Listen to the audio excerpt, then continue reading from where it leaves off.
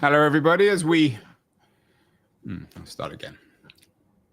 Hello, everybody, as we look back at the election of last November, the one thing that I can't forget, that still rankles, stuck in my throat, is Kamala Harris's decision not to be interviewed by Joe Rogan because of her fears about a progressive backlash, particularly of her staff. And it brings to mind a very different age. Back in 1977, Jesse Jackson, at that point perhaps the leading voice within the African-American community, and David Duke, a grand wizard, a man who was in the business back in 1977 of trying to legitimize or mainstream the Klan, sat down for an interview on Jesse Jackson's show. This is an interesting episode in American history, and one that's covered by my guest today, David Masciotra, in an interesting article about it. David, how did you find out about this 1977 debate? Well, thanks for having me on, Andrew. I have written a book on Jesse Jackson. I Am Somebody, Why Jesse Jackson Matters. And to write that book, I spent 6 years conducting regular interviews with Reverend Jackson, traveling with him and observing his work from a front row seat. And one day when we were talking, he just made casual passing reference to it, in the 70s when I debated David Duke.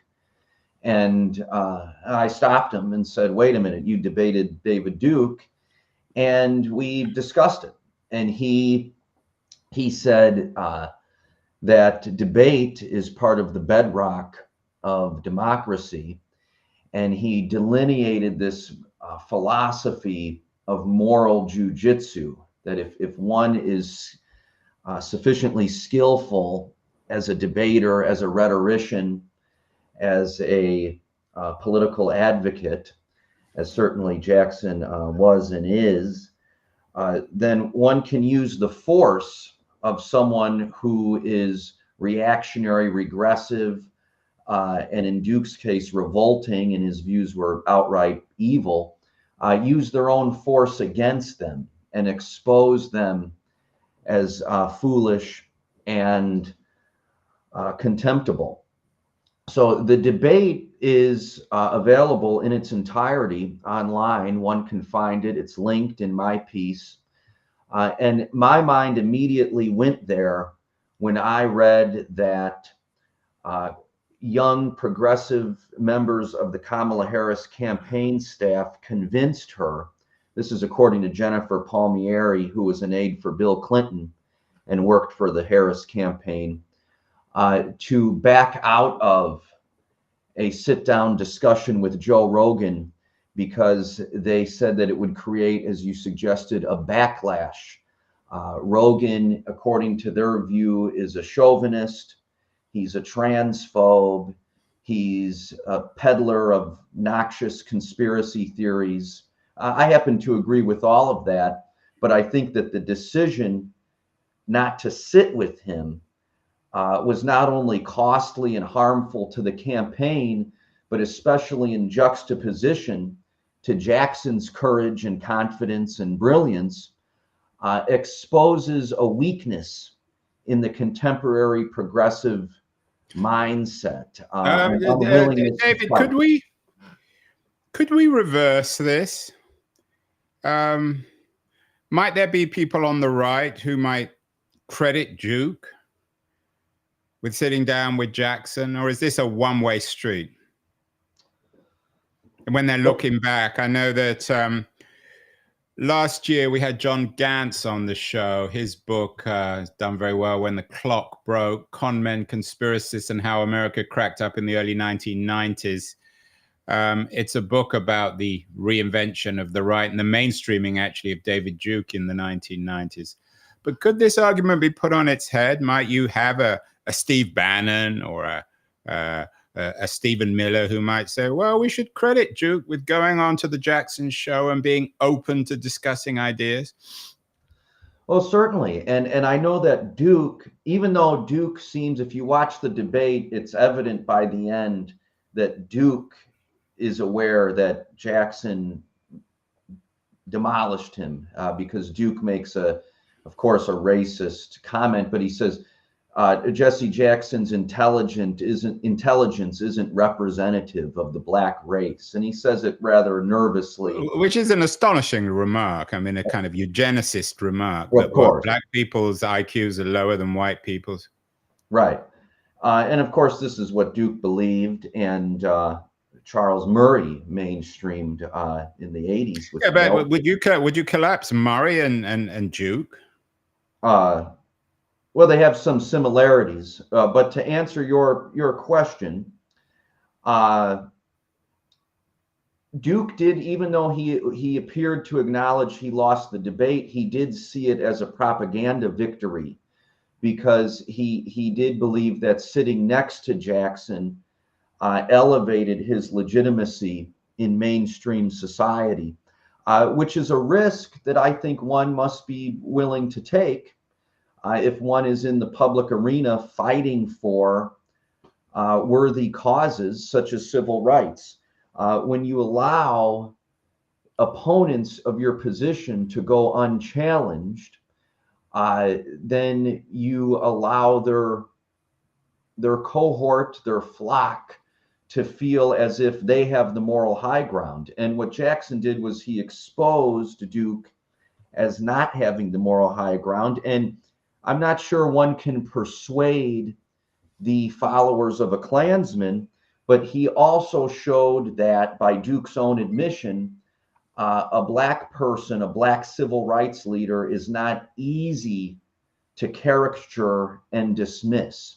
And that's part of the opportunity that Vice President Harris missed. By going on Rogan's show, at a minimum, she could have shown that a liberal feminist woman in the Democratic Party is not easy to mock and transform into a cartoon. Although, to be fair to Joe Rogan, I mean, he's not David Duke, is No, he? no, of course not. And that's one reason why I wrote this essay, is to say, if Jesse Jackson was willing to sit down with David Duke, someone who is far more odious and far more destructive than Joe Rogan, then certainly Kamala Harris should have been willing to sit down with Joe Rogan, and her young progressive staffers and those who are like-minded should have understood that, and should understand that argument and confrontation is vastly superior as an intellectual and political form of engagement than blackballing. So, David, what's changed in political culture over the last 50 years? Almost 50 years since the Jackson Duke engagement. I wouldn't necessarily call it a debate. James Carville, who doesn't mince his words, was horrified by the decision of Harris not to appear. He said, and I'm quoting him here, "Campaigns are authoritarian by nature. If I was running a 2028 campaign and had some little snot-nosed 23-year-old saying, 'I'm going to resign if you don't do this,' not only would I fire that motherfucker on the spot, I would find out who hired him and fire that person on the spot too." And then he said, "Let me tell you exactly what you tell these people, what I would tell them. Not only am I not interested in your fucking opinion, I'm not even going to call you by your name. You're 23 years old. I really don't give a shit what you think." Is Carville right? I mean, he puts it in rather vulgar terms. I do think that Carville's right. There's, within the Democratic Party, and I'm a Democratic voter, a very loyal one, but within the Democratic Party and within progressive media, there is a certain cult of youth that has emerged within the past maybe 10 years, in which people are always chasing these trends and trying to appear relevant, and there's an adoption of certain nomenclature and vocabulary terminology. And that's something that should be flipped. I think Carville is onto something there, but there's an interesting contradiction, because as Democratic leaders and progressive media somewhat kowtow to youth, the party remains a gerontocracy. So it's as if they've adopted the worst of both worlds. They're allowing senior citizens to represent them in the public eye, while giving unearned credence to the opinions of 23-year-olds and 25-year-olds whose level of historical knowledge and political sophistication are probably quite dubious. So I want to come back to the Jackson Duke conversation, the television conversation, in a second. But what's the argument against, or what was the argument against Harris appearing on Rogan? Was it that Rogan is immoral and that she shouldn't be in any way associated? Was it that it wouldn't do her campaign any good? Are these staffers so moralistic that they can't imagine any kind of interaction with people that they don't agree with? It's a bit of both. So there are people who said Rogan is immoral. To sit down with him legitimizes him, it platforms him. And then there are others. What does that mean, platform, David?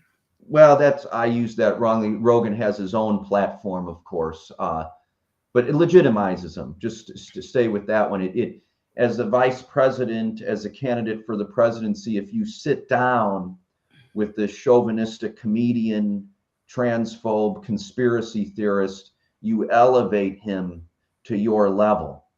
That was one position. So that's the backlash. How dare you sit down with him?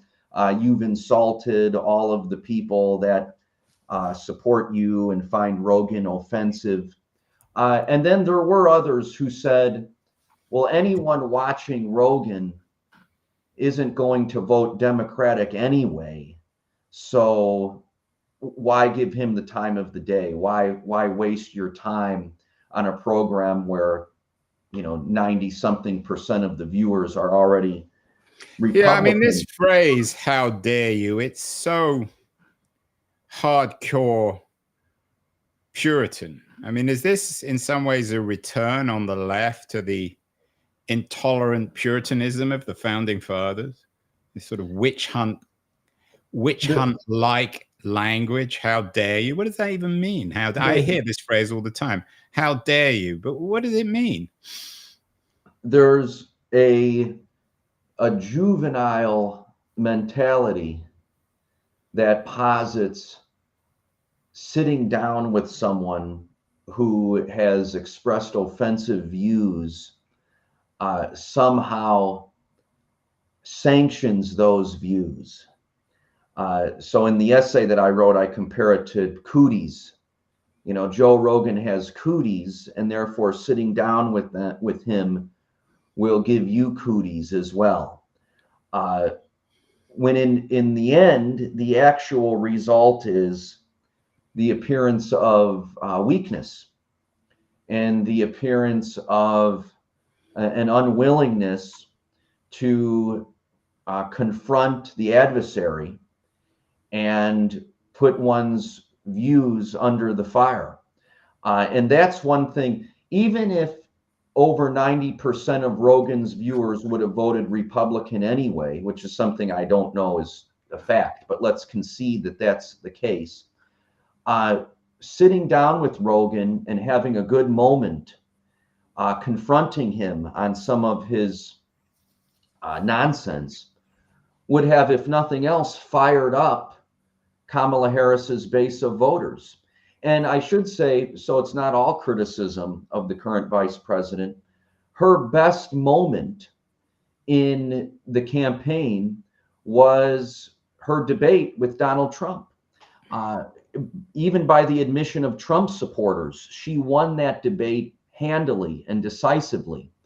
So given that she has that prosecutorial skill and that she already distinguished herself in a debate setting, why not put it to good use with Joe Rogan, who's somewhat of a hero to these chauvinistic bros, as they're called, and to people with a certain blockhead mindset that is resistant toward feminism? One of the reasons, apparently, that she considered at least going on Rogan, and I'm quoting a Reuters piece, was that she was in the hunt. I don't think it was a particularly successful hunt for male votes. As again, there's a rather sort of patronizing. Maybe this is the way that the Reuters piece put it, but isn't this all rather patronizing? The idea that she might have to dirty herself to get male votes by going on Joe Rogan. The whole enterprise just leaves one depressed and aggravated. What does that mean? Find male votes. It's interesting that we're having this conversation in the immediate aftermath of Jimmy Carter's death. Carter was admirable for a variety of reasons, but as his own diaries reveal, he saw himself often above the political process in Washington, D.C. He often refused to get his hands dirty, work with Congress, advocate for his positions. As he told one staffer, excuse my language, but I'm quoting him verbatim, "You have no idea how fucked up this place is," which is why he focused increasingly on foreign policy as his term developed. Yeah, I mean, he was a great man, but not a great certainly anything but a great president. Certainly a great man. His life yeah. after the presidency was very distinguished. But this goes directly to the point, because this was the main reason Ted Kennedy challenged him as a primary opponent in the 1979 Democratic primary, 1980. Because Ted Kennedy felt, if you feel that way about the political process, that it's too dirty, maybe you have a correct moral argument, maybe your cultural observation is accurate, but then don't occupy the White House, don't run for president, do something else. So if you feel this way about the voters, that you have to question whether or not you should sit down in the venues where the voters observe your behavior, then maybe you're not fit for the enterprise. And Jesse Jackson, one of the things I learned about him during the 6 years I spent interviewing him, during the other research I conducted for my book, is he never shirked a fight. He jumped at every opportunity to advocate for civil rights, social justice, more shared prosperity, a more peaceful foreign policy posture. And that courage of his convictions, that confidence, is one of the reasons why he was so successful in affecting change and compiling accomplishments, not only nationally, but globally. Yeah, I don't want to, people are not going to like this comparison, but can one compare Trump with Jackson? They're very different kinds of characters, very different kinds of political ideas. But whatever one thinks about Trump, he sat down with the National Association of Black Journalists. He said some of the more absurd things, I think, in the campaign about Kamala not really being black and this whole remark about being Indian and all the rest of it. But is there something oddly old-fashioned about Trump's ability to sit down with anyone he feels comfortable talking to, and it doesn't matter whether they agree with him or not? I'm not sure that I would say I won't qualify it that way. I don't think that your comparison is accurate, because Donald Trump, yes, he did have that appearance at the National Association of Black Journalists convention, and it went rather poorly for him, although of course he won the election. So yeah, I mean, all these things go poorly, and he wins the election. The debate went poorly. That went poorly. He said, but I would say a lot that of ludicrous stuff, but it didn't seem to make any didn't have any impact on the election itself. But we have to be fair. Kamala Harris did sit down and give an interview on Fox News. Trump refused to go on to MSNBC. Trump, at least in the 2024 election, it didn't give hardly any interviews to unfriendly outlets. He did in 2016, of course, and he did in 2020. But in 2024, he did not. Trump's bubble was just as tight as some would accuse Harris's bubble of being. But I would actually say that Harris probably gave more interviews to unfriendly outlets than Trump did. We can't say that, however, about J.D. Vance. Yeah, I mean, Vance was on everything. Right. So let's just, because not everyone's going to be familiar with this debate between Jackson and Duke. Firstly, was it really a debate? I mean, Jackson had his own show, so he's essentially inviting Duke onto the show. Is that fair in 77? No, that's actually not correct. So Jackson had two conversations with Duke. The first in 1977 was on another program on which they were both guests. Okay. The second conversation took place on Jackson's show in the early 1990s. And you're writing about the 77 debate? Yes, yes. So tell us about, I know there was some really, from your piece, some really interesting, I don't know if this is the right word, conversations or debates. What were the high points? And I guess the low points too. The low points are easy. I mean, Duke compared Black people to animals. He compared Black neighborhoods to jungles, implied and also stated overtly that Black people have inferior intelligence, have contributed nothing to the United States of America. The high points were Jackson's steady dismantlement of this position, but Jackson did so in such a way that was stoic. It was almost laconic, the way that he meticulously broke down the historical idiocy, political destructiveness, and moral ineptitude of Duke's racism. Jackson never once played the "I'm offended" card, although he certainly could have, and I'm sure he was. He never said, "How dare you," I'm sure. Right, yeah, never said anything like that, but instead offered a case of logic and reason and learnedness, to often argue that Duke was in fact an embarrassment, to use Jackson's term, to the best of white thought, the highest of white thought. And there is a great moment where Jackson's use of humor earns him applause and laughter from the audience, and even provokes laughter from a rather embarrassed Duke. Jackson talks about the contribution that the slaves made to the United States, making cotton king and helping to build the Southern economy, which of course had national effects. And Duke says, well, the horse contributed more. If you're just going to talk about physical labor, the horse contributed more to the United States than any Black people. And Jackson says something to the effect of, well, if that's the standard we're going to use, then the horse would have the most authority in our country. Black people would be second, and those like you would be on the streets fighting for the rights of a horse.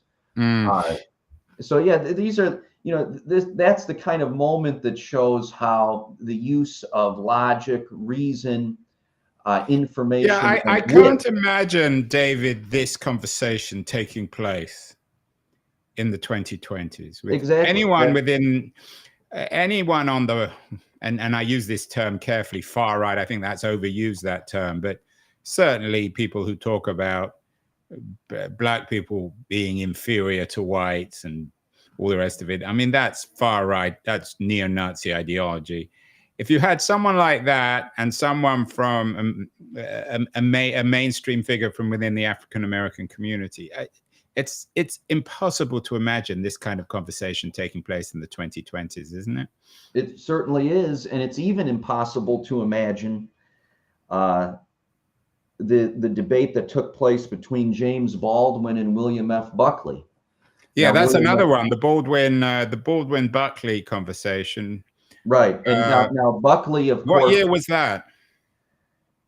I can't remember the exact year. It was in the early '60s, because it was before the passage of the first Civil Rights Act. But Buckley, of course, wasn't as dangerous and nauseating as Duke, but Buckley was an opponent of the civil rights movement. So therefore, he was in favor, at least at the time, of the Jim Crow laws and forced segregation, denial of public accommodations to blacks and others, as it were, who were affected by those laws. And Baldwin, similar to Jackson, showed no hesitation in debating Buckley, and Buckley, similar to Duke, would concede that he lost the debate. And that debate is more famous than the Jackson-Duke debate. It's actually the premise of a play running in Chicago as we speak, and it's celebrated as a triumph of intellectual brilliance on the part of Baldwin, but also advocacy for racial equality and civil rights. But to your point, it's very difficult, almost impossible, to imagine a Jackson-Duke or even a Baldwin-Buckley debate taking place in the 2020s, because, first of all, both sides often retreat to their corners, their silos, and they take some odd, perverse comfort in this idea of moral purity. We won't deign to talk to someone who feels differently than us, and our democracy suffers as a result. Our culture suffers as a result. And if you're a believer in progressive politics, as I am, a progressive future for the United States appears less likely as a result. So David, and I'm ambivalent, I don't know the answer to this. Are there any conditions where a Jackson, a Baldwin should refuse to debate? I mean, Duke was pretty explicit in his biological racism. He believed that black people were inferior in every sense to white people. Are there situations where a Jackson should have said, no, I'm just refusing to deal with this person? They're unacceptable. That's a very good question, because it's very difficult to know where to draw that line. Yes, of course, there should be people who are exiled from the public sphere, as it were, people who are deemed beneath contempt and therefore not worthy of one's time and effort. But in some cases, I would say that it's not up to you, it's up to the audience. So David Duke, whether one liked or loathed him, and one would hope that anyone civilized would loathe him, in 1977 and in 1991, which I believe was the second time Jackson sat down with him, had an audience. He had followers, he had supporters.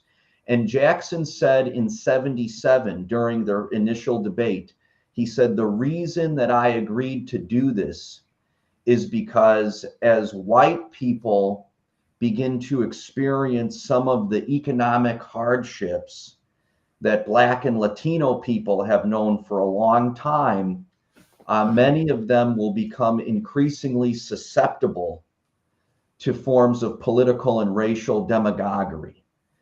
So Jackson wanted to present a case to Duke's audience. Jackson wasn't as interested in Duke, but in Duke's audience. And that's an important point because, as I said, John Gantz's book, which has been very well received, a very good book, When the Clock Broke, Con Men, Conspiracists, and How America Cracked Up in the Early 1990s.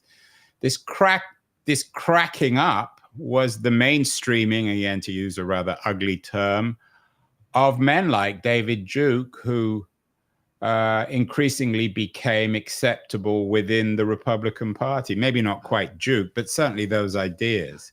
And of course, in the quarter century since then, we've had the rise of Trump and the mainstreaming of right-wing populism within the Republican Party.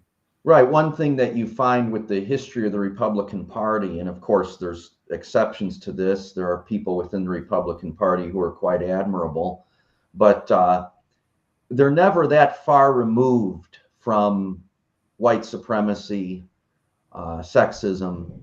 They occupy. Well, but David, white supremacy and sexism are quite different. Yes, they are quite different. What I'm saying is categories, whether it's Nixon's Southern strategy or Reagan's demagoguery surrounding welfare queens, or Pat Buchanan speaking at the Republican convention. The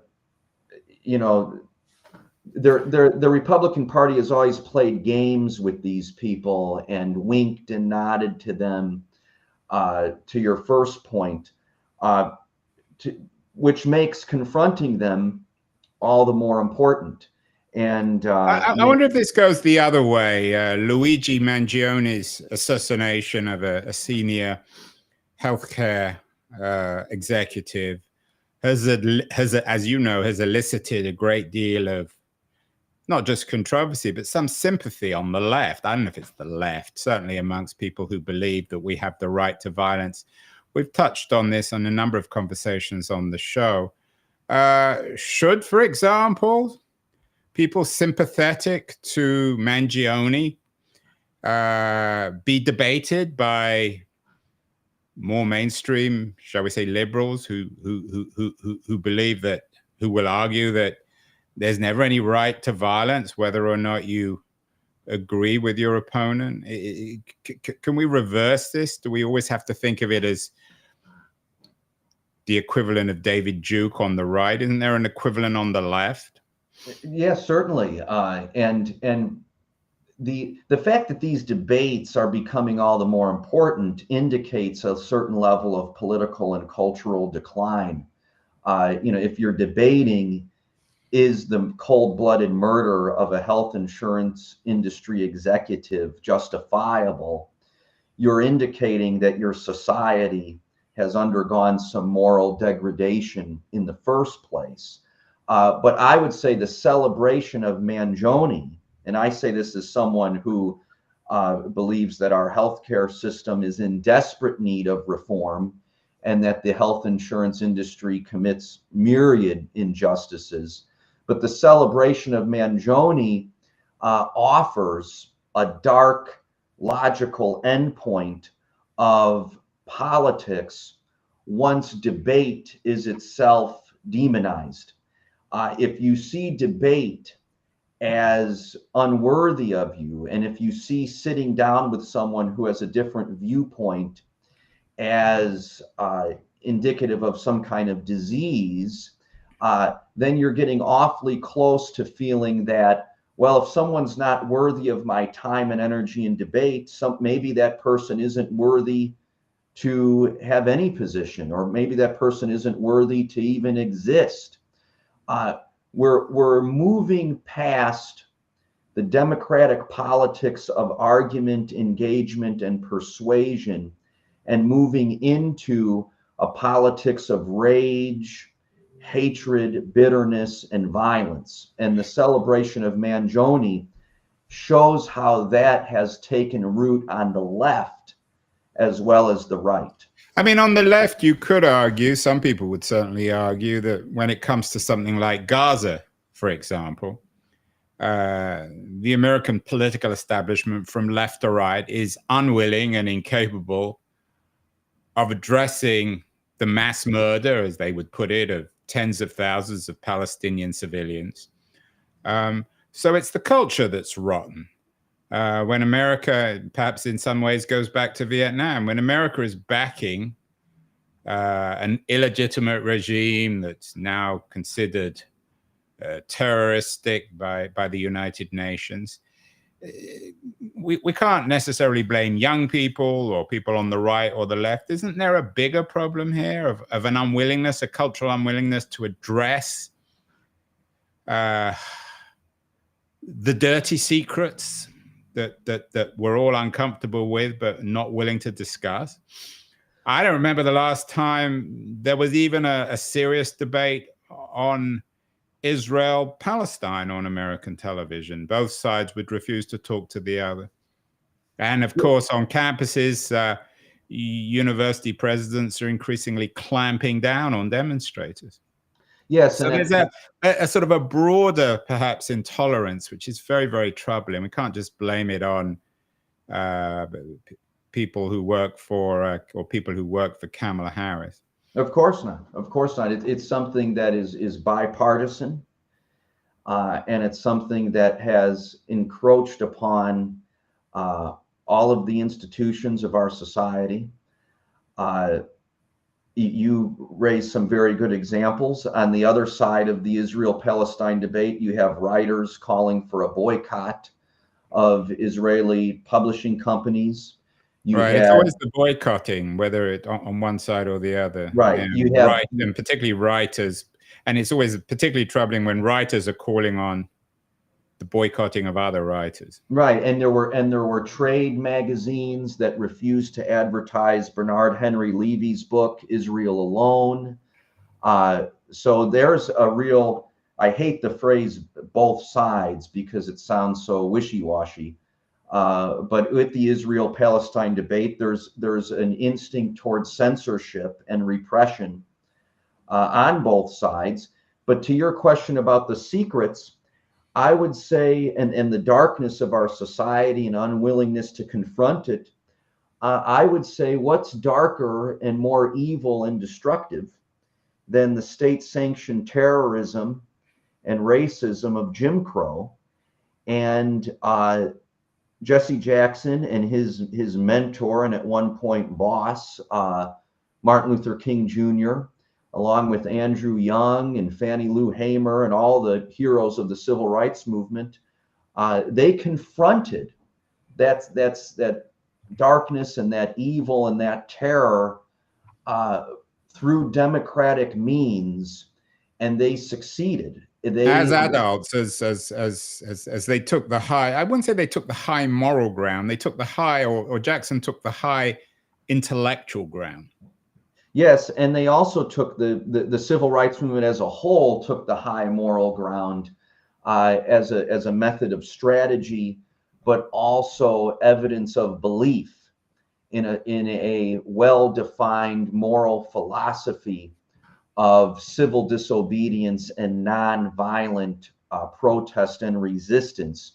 And their success should teach us, as we are up against far less severe circumstances, that democratic engagement, the democratic sensibility is vastly superior politically, morally, and intellectually than shunning the adversary, than censorship, than repression, than blackballing.